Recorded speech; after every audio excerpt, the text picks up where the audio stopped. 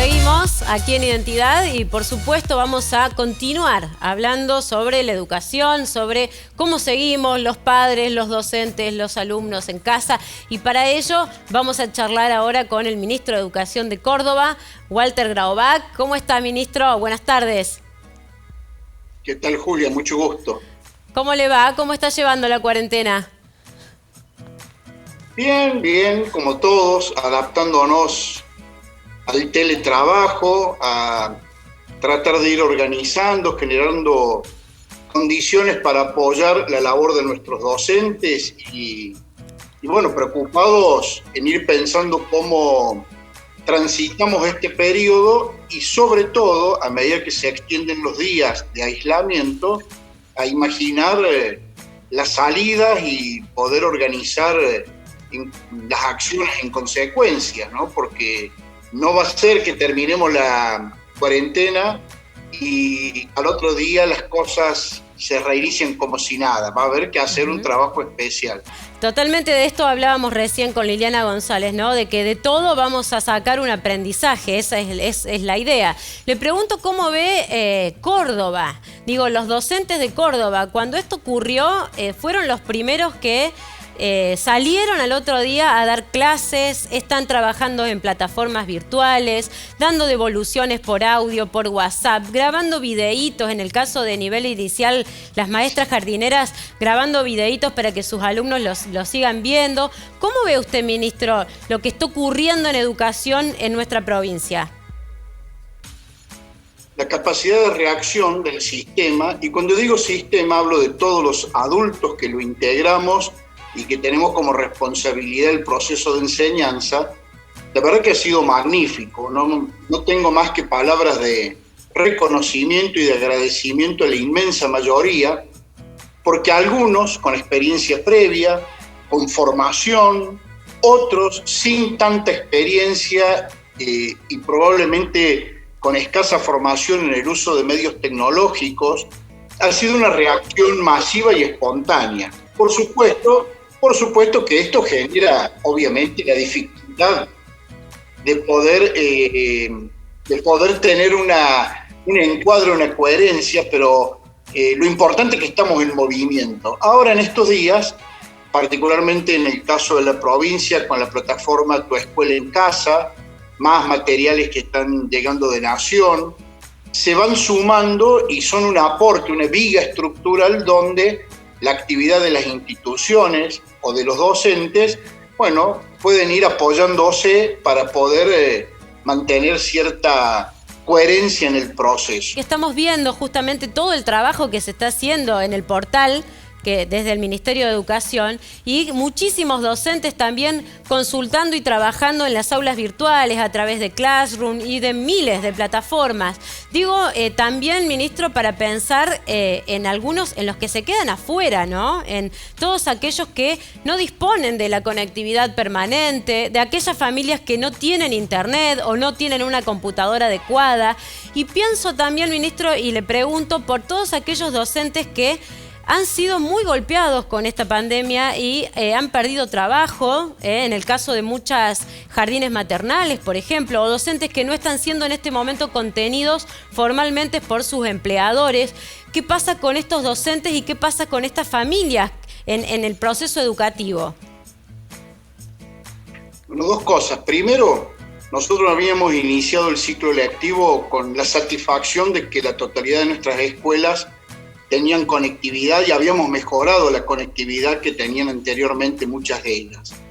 Pero resulta que cuando logramos tener una buena conectividad en las escuelas, sobrevino el aislamiento y los alumnos están en su casa.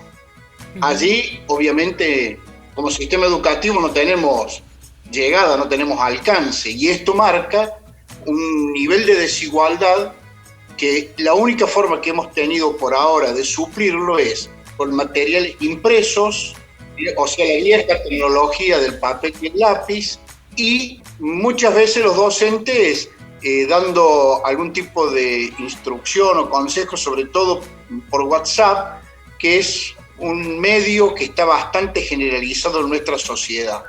El regreso a las aulas va a implicar una necesidad de diagnóstico, de observar cuánto pudieron avanzar algunos alumnos, cuánto pudieron avanzar otros, los que lograron avanzar más, no detenerlos sería un error, pero sí de diseñar estrategias y acciones para fortalecer y acompañar en una suerte de aceleración a aquellos que tuvieron menos oportunidad, sea porque no tenían los medios tecnológicos o porque muchas veces el ambiente familiar o donde están haciendo el aislamiento no les puede brindar todo el apoyo que a lo mejor requieren. Entonces, ahí el efecto escuela, la labor de la escuela va a ser fundamental.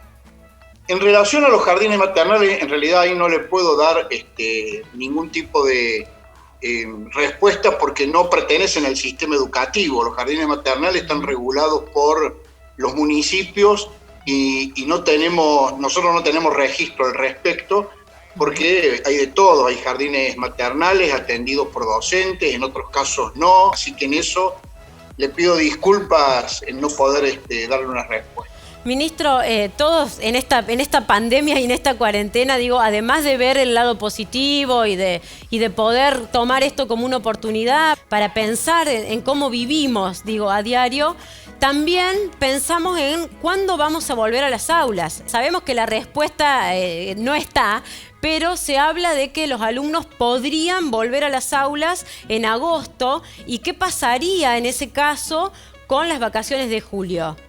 Miren, la verdad que hoy lo que menos nos preocupa son las vacaciones de julio, porque como estamos, el calendario escolar va a tener que ser reconfigurado, ¿eh? Y la reconfiguración tiene que ser considerando las pausas, los momentos en los cuales tanto los estudiantes como los docentes necesitamos para recuperar la energía, la capacidad de concentrarnos, de volver a realizar el esfuerzo educativo. Ese es el sentido que tiene el receso, como los pequeños recesos que son los recreos en la vida cotidiana de la escuela.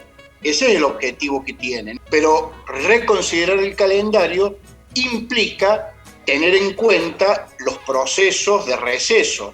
No sé si tienen que ser iguales. A lo mejor hay que rediseñar las vacaciones de julio o no. Claro. El otro tema, se habla de agosto, pero nosotros no tenemos ninguna certeza, porque no es el sistema educativo el que lo dice. El que va a determinar cuándo volvemos a las escuelas es el Comité Nacional de Emergencia. Sí tenemos una certeza que la actividad educativa no va a estar entre las primeras en regresar por la masividad que tiene el sistema. En todo caso va a ser una de las últimas.